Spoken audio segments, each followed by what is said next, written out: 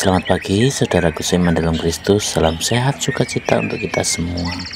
Marilah kita siapkan hati, pikiran kita untuk mendengarkan firman Tuhan.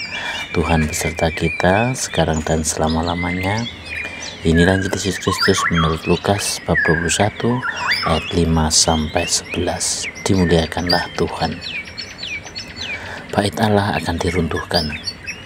Ketika beberapa orang berbicara tentang bait Allah dan mengagumi bangunan itu yang dihiasi dengan batu yang indah-indah dan dengan berbagai-bagai barang persembahan, berkatalah Yesus, "Apa yang kamu lihat di situ? Akan datang harinya di mana tidak ada satu batu pun akan dibiarkan terletak di atas batu yang lain. Semuanya akan diruntuhkan." Permulaan tentang penderitaan. Dan murid-murid bertanya kepada Yesus, katanya, "Guru, bila manakah itu akan terjadi? Dan apakah tandanya kalau itu akan terjadi?" Jawabnya, "Waspadalah supaya kamu jangan disesatkan, sebab banyak orang akan datang dengan memakai namaku dan berkata, 'Akulah dia,' dan saatnya sudah dekat. Janganlah kamu mengikuti mereka. Dan apabila kamu mendengar tentang peperangan dan pemberontakan, janganlah kamu terkejut, sebab semuanya itu terjadi dahulu. Tetapi itu tidak berarti kesudahannya akan datang segera." Ia berkata kepada mereka, "Bangsa akan bangkit melawan bangsa dan kerajaan melawan kerajaan, dan akan terjadi gempa yang dahsyat, dan di berbagai tempat akan ada penyakit sampar dan kelaparan. Dan akan terjadi juga hal-hal yang mengejutkan dan tanda-tanda yang dahsyat dari langit." Demikianlah sabda Tuhan, terpujilah Kristus.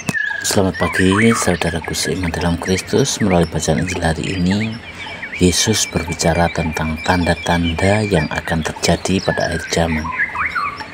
Dia menggambarkan betapa besar dan megahnya bait Allah, tetapi juga menyatakan bahwa suatu saat semua itu akan runtuh. Tidak ada batu yang tersisa di atas batu yang lainnya. Kata-kata Yesus ini mengejutkan para pendengarnya yang merasa bait Allah adalah tempat yang tak tergoyahkan. Mereka bertanya, kapan itu terjadi? Yesus menjawab bahwa banyak tanda akan muncul, gempa bumi, kelaparan, perang, dan banyak lagi. Namun pesan utama dari Yesus bukan tentang ketakutan, tetapi tentang kesiapan dan ketenangan hati kita. Dia ingin kita tak tergoyahkan oleh keadaan dunia, karena ada sesuatu yang lebih berharga daripada dunia ini, yaitu kesatuan dengan Allah. Saudaraku seiman dalam Kristus, apa yang dapat kita renungkan melalui bacaan Injil hari ini? Yang pertama adalah apa yang kita banggakan di dunia ini. Sama seperti bait Allah yang megah, dalam hidup kita seringkali membanggakan hal-hal yang bersifat duniawi, seperti pekerjaan, jabatan, rumah, benda-benda, atau bahkan keinginan kita untuk dipandang baik oleh orang lain. Tetapi bacaan ini mengingatkan bahwa semua yang kita miliki di dunia adalah sementara. Pertanyaannya, apakah kita sudah mempersiapkan diri kita untuk hal yang abadi, yang kekal nanti? Yang kedua adalah mengatasi ketakutan di tengah ketidakpastian.